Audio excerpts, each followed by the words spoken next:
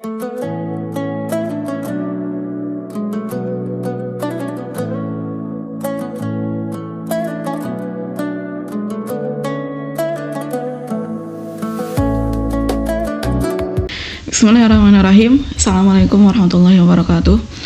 Alhamdulillahirabbil alamin. Innal hamdalillah nahmaduhu wa nasta'inuhu wa nastaghfiruh wa na'udzu billahi min syururi anfusina wa min sayyiati a'malina. May yahdihillahu fala mudilla lahu wa may yudlil fala hadiyalah. Asyhadu an la ilaha illallah wahdahu la syarika lah wa asyhadu anna Muhammadan abduhu wa rasuluh. Allahumma shalli wa sallim wa barik ala sayyidina Muhammad wa ala ali sayyidina Muhammad. Alhamdulillahirabbil alamin. Segala puji kehadirat Allah yang telah memberikan kita nikmat iman, nikmat Islam, sehingga kita dapat bertemu di kesempatan ini di bulan yang penuh barakah ini. Salawat serta salam tak lupa kita haturkan kepada junjungan kita Nabi besar Muhammad SAW, serta kepada sahabat, kerabat, seluruh pengikutnya hingga hari kiamat.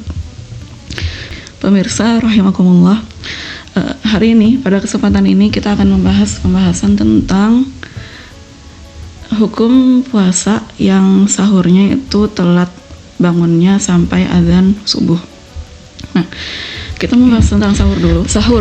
Sahur merupakan kegiatan yang biasanya itu kita lakukan sebelum azan subuh, yang berupa makan atau minum atau yang lainnya, yang waktunya itu sebelum memasuki waktu subuh. Sahur sendiri itu hukumnya sunnah karena itu sangat dianjurkan Nabi. Rasulullah SAW bersabda, "Tasahharu fa inna fis sahuri barakah." Bersahurlah kalian karena sesungguhnya dalam sahur itu terdapat keberkahan. Keberkahan di sini meliputi beberapa aspek, diantaranya itu keberkahan dalam kekuatan fisik. Dengan sahur kita dapat menahan diri lebih baik daripada kita puasa tanpa sahur. Selain itu juga dengan sahur itu kita mendapatkan tambahan pahala karena sahur merupakan sunnah yang dianjurkan Nabi. Di waktu sahur itu juga salah satu waktu yang baik, waktu yang sangat dianjurkan untuk kita mendekatkan diri kepada Allah, waktu yang bagus untuk berdoa, waktu untuk doa yang mustajab dan mendapat rahmat dari Allah. Sahur itu juga salah satu pembeda antara puasa umat Islam dan puasa umat yang lainnya. Rasulullah pernah bersabda, pembeda antara puasa kita dan puasa ahlul kitab ialah dalam makan sahur. Nah, jadi kita berpuasa, ahlul kitab berpuasa, tapi pembedanya itu ialah dimakan sahur.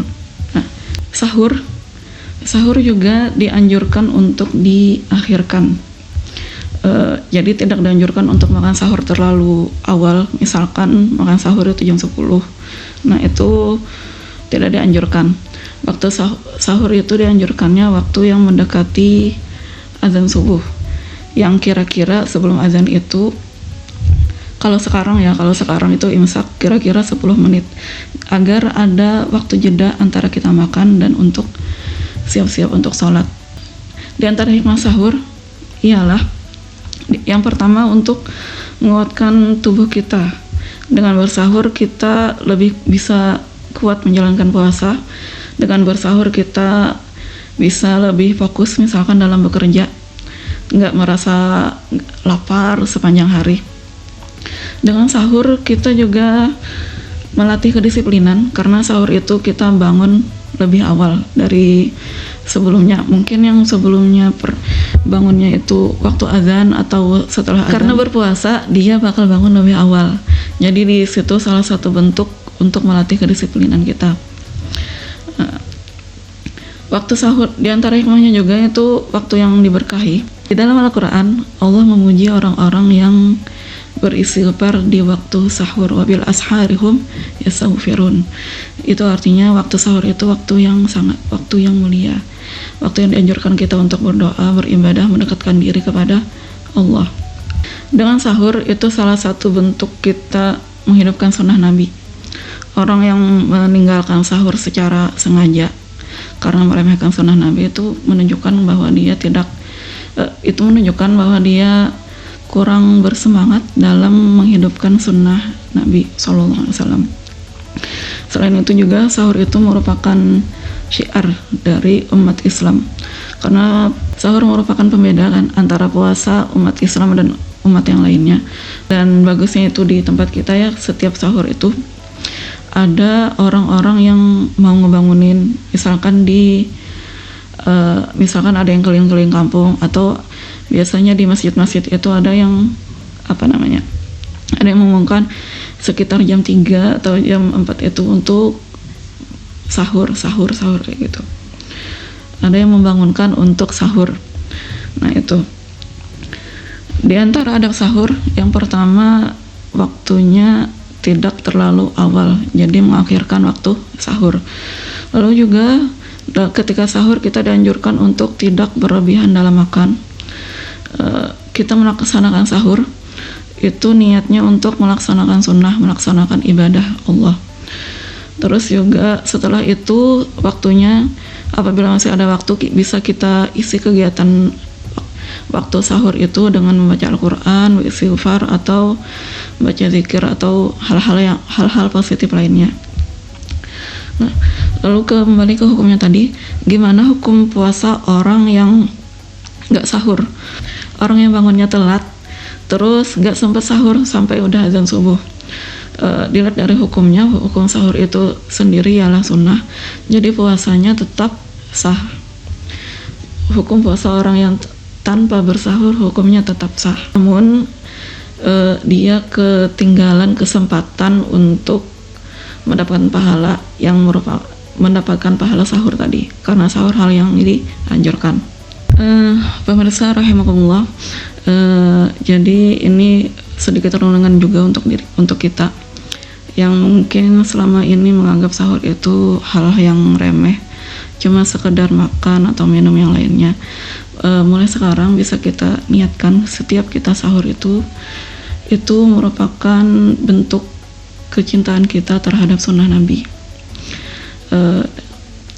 Kita niatkan sahur kita itu untuk ibadah, terus kita gunakan juga waktu sahur itu karena itu waktu yang bagus, waktu yang mustajab. Kita gunakan sisa waktunya untuk sholat, misalkan untuk beribadah, untuk berdoa, untuk zikir, atau hal positif lainnya, khususnya di bulan Ramadan ini, karena Ramadan ini istilahnya itu madrasah iman, tempat untuk kita menguatkan iman kita lagi. Jangan sampai kita kehilangan keberkahan Ramadan hanya karena malas bangun sahur. Dan sahur walaupun hanya dengan seteguk air, itu juga termasuk sahur. Mungkin yang bangunnya mepet tuh udah mau azan, bisa minum air walaupun cuma seteguk, atau kalau ada kurma misalkan boleh ditambah kurma. Sebisa mungkin walaupun makannya kita sedikit, kita tetap sahur. Yang niatnya tadi diantaranya untuk menghidupkan sunnah Nabi. Mungkin itu aja yang bisa ulun sampaikan. Salah dan khilaf mohon dimaafkan. Yang benar berasal dari Allah, yang salah berasal dari diri ulun sendiri. Wabillahi taufiq wal hidayah. Wassalamualaikum warahmatullahi wabarakatuh.